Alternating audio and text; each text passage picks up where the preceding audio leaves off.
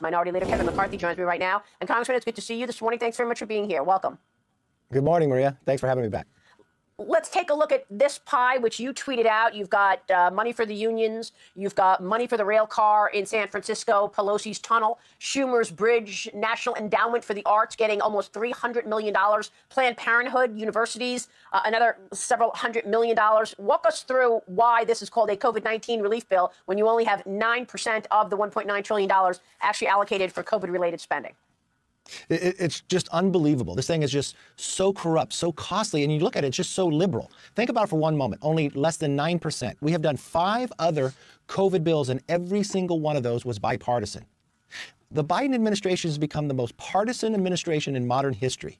Think for one moment, we still have $1 trillion sitting out there that has to be appropriated, sent to the economy. The money in this bill for schools, 95% of it won't even go out this fiscal year.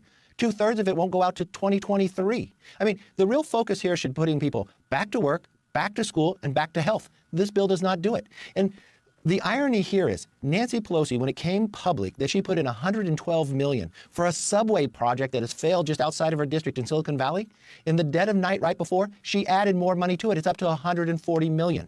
What we did, we tried to redirect the money. We put an amendment up to say, let's take that $140 million, apply it to parents to be able to use it for their children's mental health. With kids being out of school, 3 million of them more for the last year, we find depression, suicide, anxiety. In my own district, I'm finding the D's and F's are continuing to go forward. We could redirect that money to be spent there. Every single Democrat voted no on that. Well, I mean, every single Republican in the House voted no on this bill, and it still passed. So they're in the lead. What are you going to do about it? Can you, as the leader of the Republican Party, do anything about this agenda that includes executive orders that blow off the law and money for pet projects?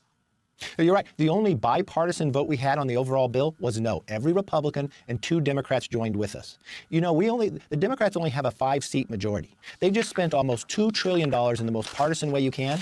But you know the one thing that they did cut? Medicare. This bill cuts more than $36 billion this year from Medicare and next year for the next 10 years. That's what the Democrats voted for. So what we need is people joining with us. And I believe if you look forward, their agenda has going so far. The socialists have brought this swamp back. That's what this bill shows. The swamp is back in Washington, and that's what we have to fight. And I think we're going to put up a pretty good fight. And you wait. I believe in a short time frame here, you're going to watch us winning. So you're going to win the House, you believe, in 2022? I believe it for so many reasons. I mean, think of the future between Democrats versus Republicans. The future for the Democrats is Governor Cuomo, Gavin Newsom, Eric Swalwell. Now think about the Republicans. We've got Senator Tim Scott, Kristi Noem, Governor Ron DeSantis. I think our ideas have proven, especially in the last year, that we help people. We keep states open. And one of the worst parts of this last COVID relief bill, they changed the funding systems to states where they reward bad behavior. So if you have a pension out of whack, if you overspent your money, if you kept your state closed, you get rewarded by taking hardworking taxpayers' money and giving it to them instead of states that have done the right thing about keeping open, getting kids back in school. Well, congratulations on this. Rasmussen reports and this favorability survey. The survey indicated that you had a 43% favorability rating, a larger number than any other congressional leader. 35% had an unfavorable view of you. You are the leader here in terms of favorability. Reaction to the fact that Mitch McConnell was at 29%, Schumer even worse than that at 33%, AOC 34%, and Nancy Pelosi at 37%, lowest favorability rating in Congress. Congressman. Well, I think the American public just simply say that they do not want the swamp back. They do not want these socialist ideas. And the one thing I have always said, and your viewers know this, we will listen to those men and women that have not been listened to before, the forgotten man and woman. Those are the people that we're working for, to make America first and continue to grow. This idea that we have this new partisan administration that opens the border, has a plan to open the border but not open our schools. The Democrats, their very first bill, their most important bill that they're moving, that you talked a little bit about, H.R. 1, is about protecting them, not helping the American public. They want to take taxpayers' money, the hardworking taxpayer, to use it on their own campaigns. They want to change election law so they can change the system so they would be guaranteed that they would always win. They want to have a czar that would take away free speech and what's happening in campaigns. This is the most important thing to them, to just hold on to power. I'm really glad you brought this up because this was my next subject to raise with you. Nancy Pelosi's #1 priority is election reform. You, being the leading Republican, you have the most to lose. from an unfair election? What are you going to do to ensure that the future elections are safe and fair? Here's what Supreme Court Justice Clarence Thomas wrote. Unclear rules threaten to undermine this system. They sow confusion and ultimately dampen confidence in the integrity and fairness of elections. To prevent confusion, we have thus repeatedly, although not as consistently as we should, blocked rule changes made by courts close to an election.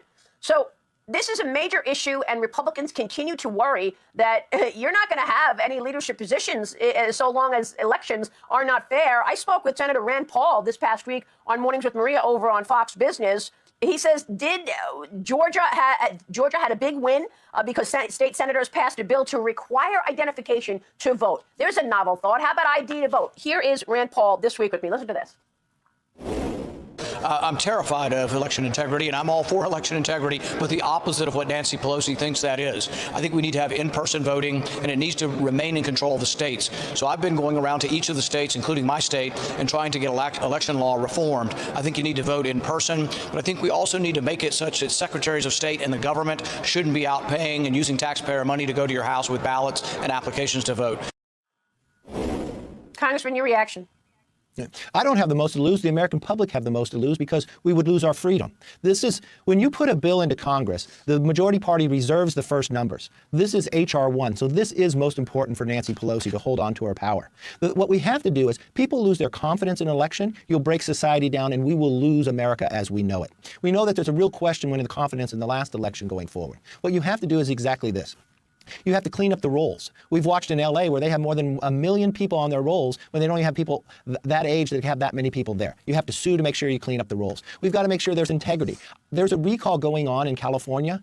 I will guarantee you that Gavin Newsom makes sure that they're checking the ID of who signs that recall more than they're checking the ID of who's voting in California. You can't have a mass ballot to people who don't even request it when these rolls are so bad. I think showing an ID to get on an airplane, yeah, I could do that. I can also show an ID to vote. Because in California, it's just like what they're doing in the COVID bill. They now want to give vaccines to illegal immigrants who are coming in before they're giving to Americans. In San Francisco, if you're illegal, you can vote in a school board race. They want people to be able to vote who are not Americans. We need to have integrity and accountability.